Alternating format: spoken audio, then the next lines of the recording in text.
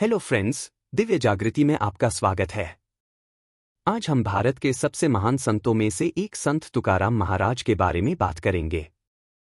वे केवल कवि या भक्त नहीं थे, बल्कि भगवान विट्ठल के प्रति शुद्ध प्रेम का जीवंत उदाहरण थे।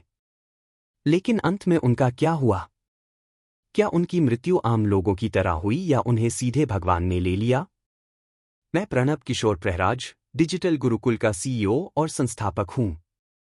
इस दिव्य कहानी को जानने के लिए हमारे साथ बने रहें। हु वॉज संत तुकाराम महाराज? संत तुकाराम महाराज कौन थे? संत तुकाराम महाराज का जन्म 17वीं शताब्दी में महाराष्ट्र के देहू में हुआ था।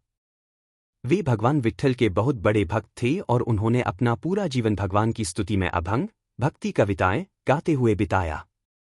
उन्होंने अपने परिवार को खोने और आर्थिक तंगी सहित कई संघर्षों का सामना किया, लेकिन उनकी भक्ति कभी कम नहीं हुई।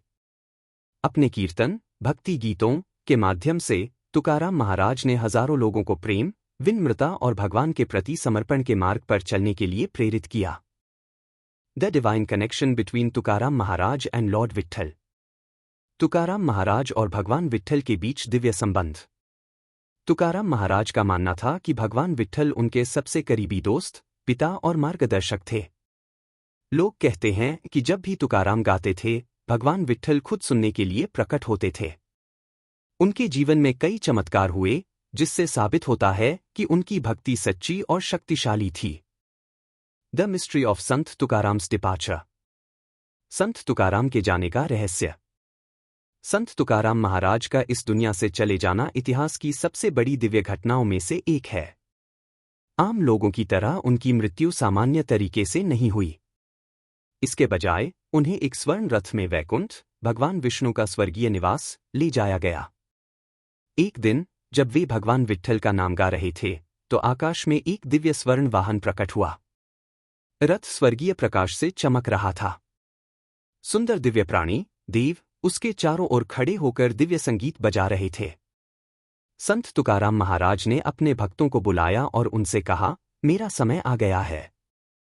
भगवान विट्ठल ने मेरे लिए यह रथ भेजा है। मैं अब चला जाऊंगा, लेकिन हमेशा प्रेम और भक्ति के साथ विट्ठल का नाम जपना याद रखना। Tukaram Maharaj final moments on earth. Tukaram Maharaj के धरती पर अंतिम क्षण।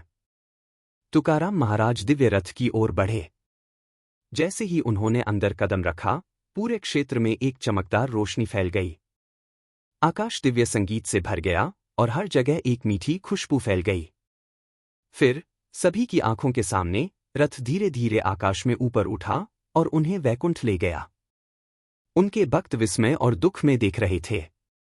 कुछ ने उन्हें वापस बुलाने की कोशिश की, लेकिन वे पहले ही दिव्य दुनिया में विलीन हो चुके थे। What happened after Tukaram Maharaj left?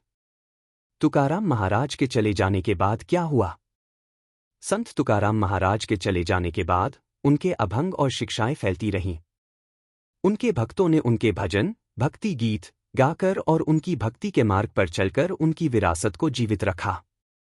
आज भी लाखों वारकरी, तीर्थयात्री हर साल भगवान विट्ठल के प्रति उनके प्रेम को याद करते हुए पंढरपुर की ओर चलते हैं। उनकी उपस्थिति आज भी देहू, पंढरपुर और विट्ठल का नाम जपने वाले सभी लोगों के दिलों में महसूस की जाती है। द मैसेज ऑफ संत तुकाराम महाराज। संत तुकाराम महाराज का संदेश।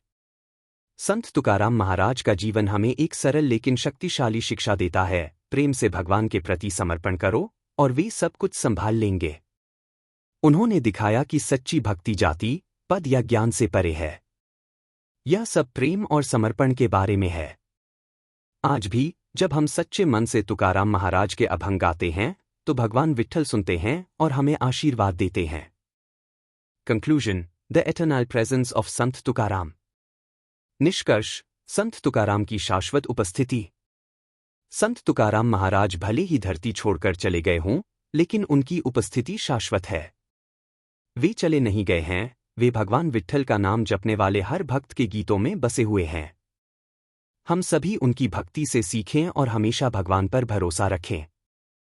जय जय राम कृष्ण हरि। जय तुकाराम महाराज। जय विट्ठल। दिव्य जागृति देखने के लिए धन्यवाद। अधिक आध्यात्मिक वीडियोस के लिए लाइक, शेयर और सब्सक्राइब करना न भूलें।